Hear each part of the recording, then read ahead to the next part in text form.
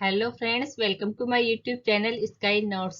Friends, आज के lecture में हम पर्यावरण अध्ययन का एक टॉपिक पढ़ेंगे, सामाजिक कीट। इसके अंतर्गत हम मधुमक्खी, चींटी, दीमक और ततैया के बारे में डिटेल से अध्ययन करेंगे और विभिन्न प्रकार के सांपों की विशेषताएं हैं उनके बारे में पढ़ेंगे और जानवरों से संबंधित अन्य जो महत्वपूर्ण तथ्य हैं उन सब का हम अध्ययन करेंगे। तो बने रहिए मेरे साथ। चलिए शुरू करते हैं।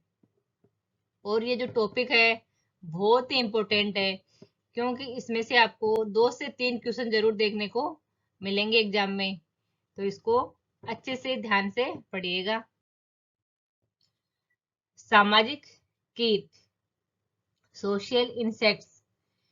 कीटों में सामाजिक जीवन अपने उच्च शिखर पर होता है, जो अन्यत्र केवल मनुष्यों को छोड़कर कहीं नहीं पाया जाता है।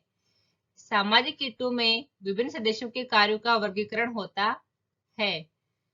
सामाजिक कीटों के उदाहरण हैं मधुमक्खी, हनी बी, चींटी, आंट, दीमक, टर्माइट, ततैया, वास्प। और इन सब के बारे में हम डिटेल से पढ़ेंगे। तो पता है आपको सामाजिक कीट होते हैं वो मधुमक्खी, चींटी, दीमक, ततैया, ये सब होते हैं।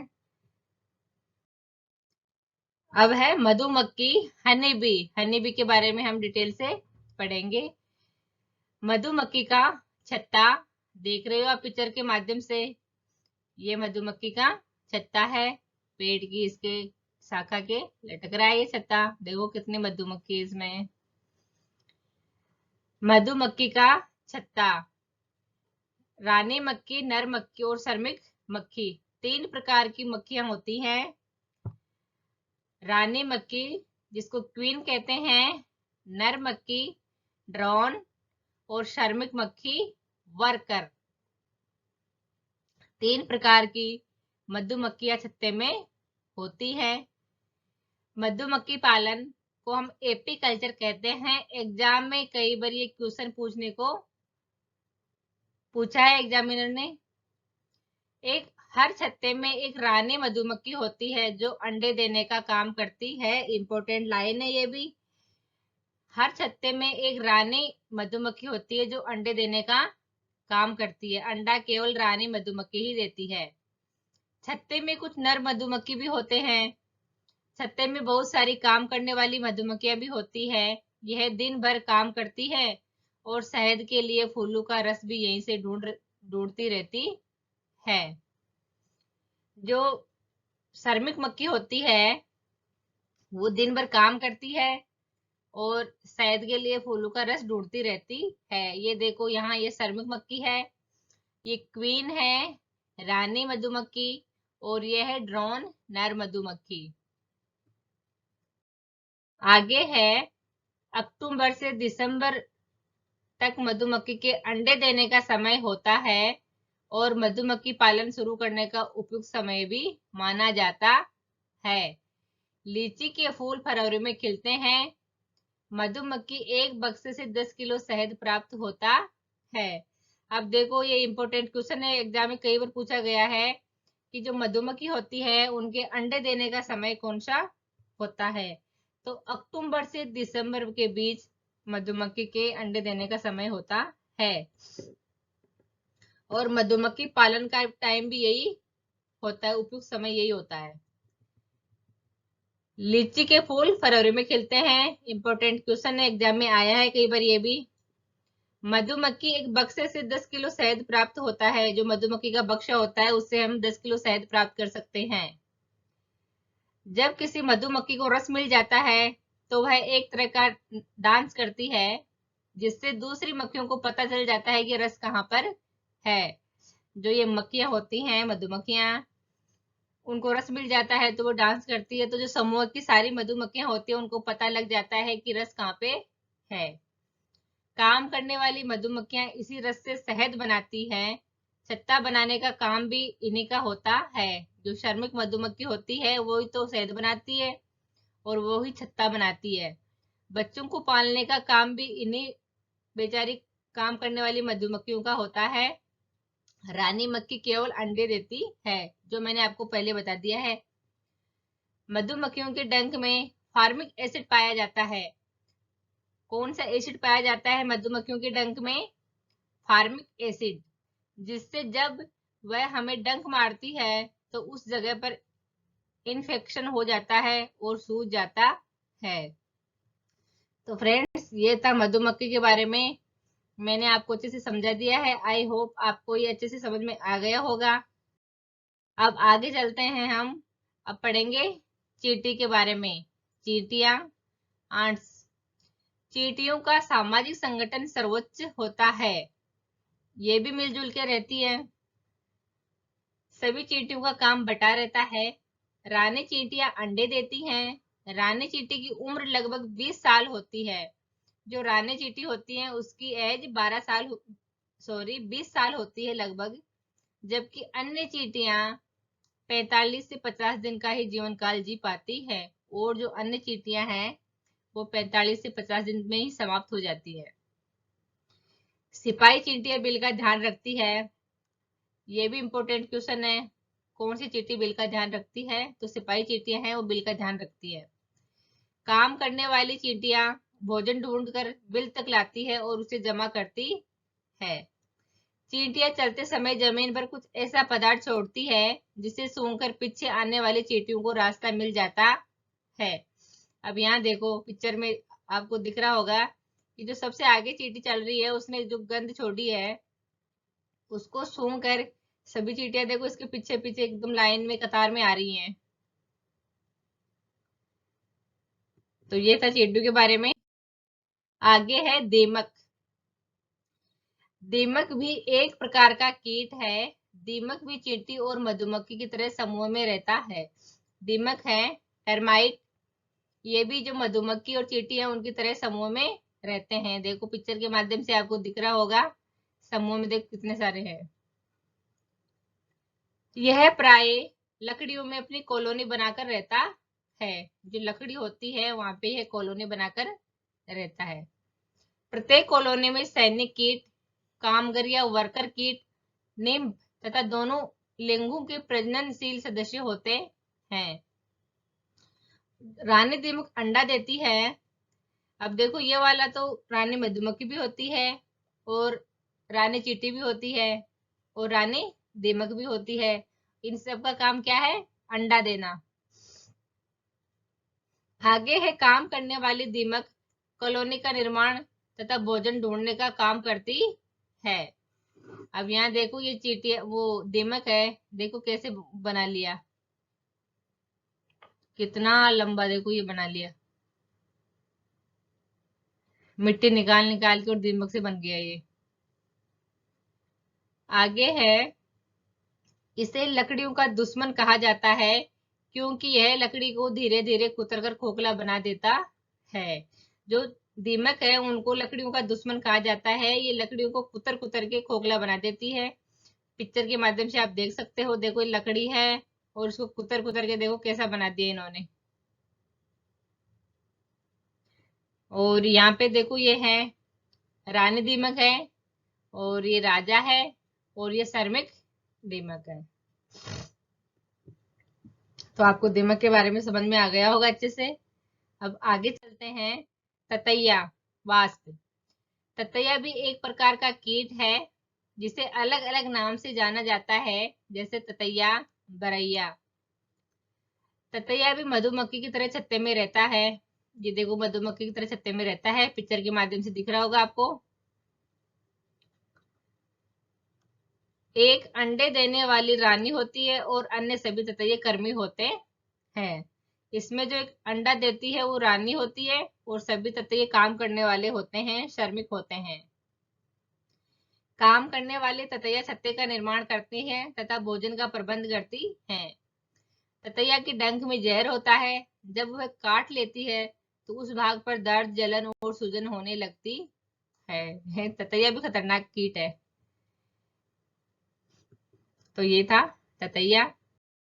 आगे है सांप, स्नेक्स। हमारे देश में पाए जाने वाले सांपों में केवल 4 तरह के सांप ही जहरीले होते हैं। और उनके नाम हैं दुबैया, रसेल्स वाइपर, करेत, कॉमन करेत, नाग कोबरा, इंडियन कोबरा, अफई, इंडियन सा स्केल्ड वाइपर। ये 4 होते हैं, वो जहरीले सांप होते हैं, भारत में जो सांप पाए जाते हैं उनमें से। और भारत में सांप के काटने से सबसे ज्यादा मौत दुबैया, रसेल्स वाइपर के काटने के कारण होती है। देखो यहाँ इसके माध्यम से देख सकते हो आप, ये ग्राफ है, इसके माध्यम से 43% लोगों की मृत्यु रसेल वाइपर के काटने से होती है और 18% होती है करेत के काटने से। कोबरा की होती है 12% और अन्य अदर जो है उनसे 6% और अननोन है जिनके बारे में पता ही नहीं क्या है उनसे 21% होती है। पिक्चर के माध्यम से आप देख रहे होंगे, यह है दुबैया रसेल्स वाइपर, यह है करेत कॉमन करेत, यह है नाग कोबरा इंडियन कोबरा और यह है अफई इंडियन स्केल्ड वाइपर। 4 प्रकार के सांप होते हैं और एग्जाम में आया हुआ है ये क्वेश्चन भी। चारों ऑप्शन आते हैं उसमें, एक गलत दिया होता है और 3 सही होते हैं उसमें, तो पूछ लिया जाता है कि कौन सा सांप है वो जहरीला नहीं है।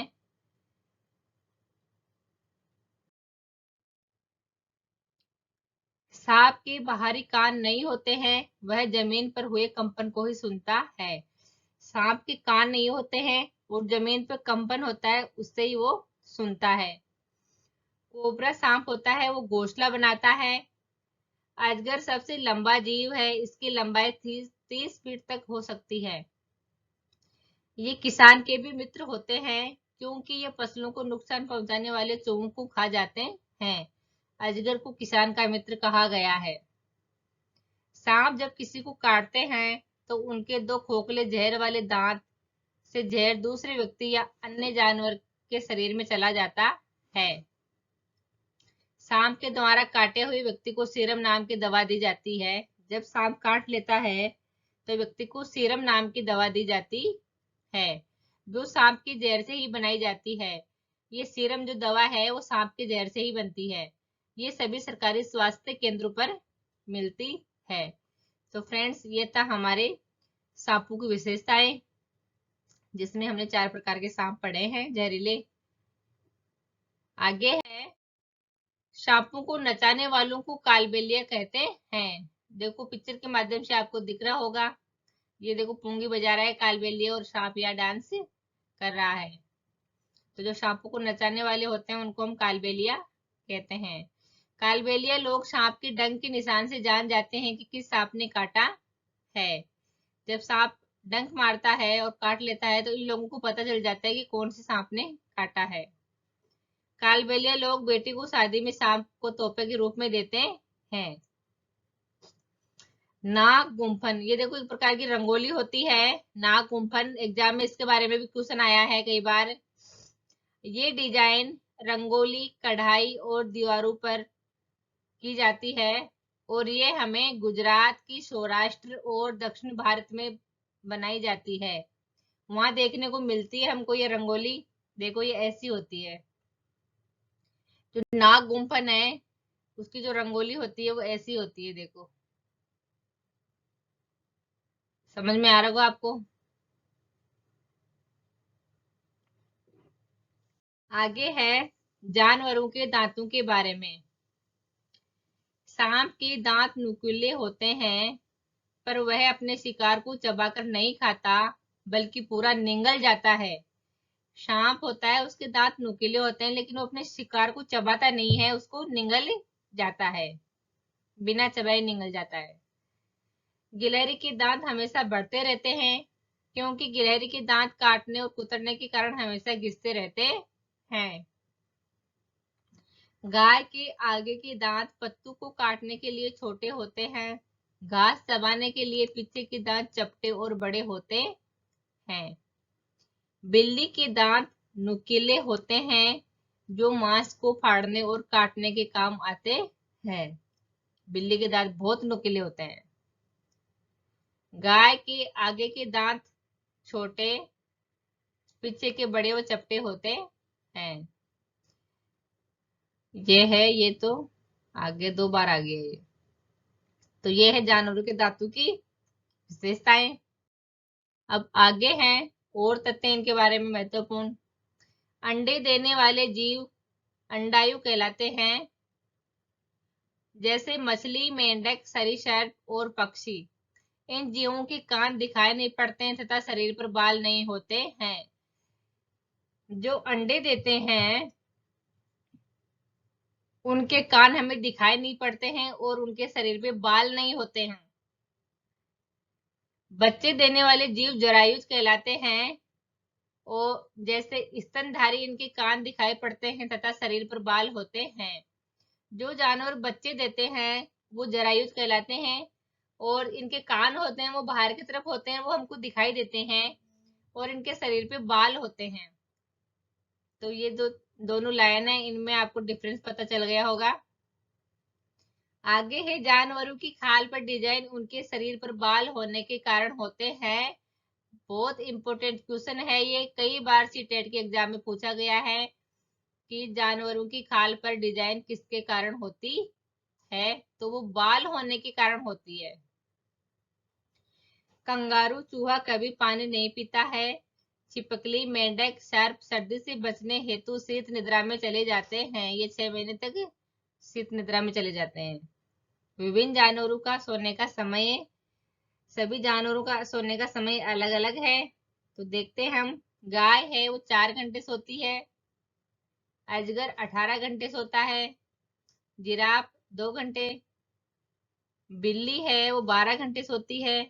हाथी 4 घंटे तथा शेर 2 घंटे तक, शेर 8 घंटे तक सोते हैं। तो इसमें सबसे कम देखो जिराफ सोता है 2 घंटे तक, और सबसे ज्यादा अजगर सोता है। तो ये इनके सोने का समय है।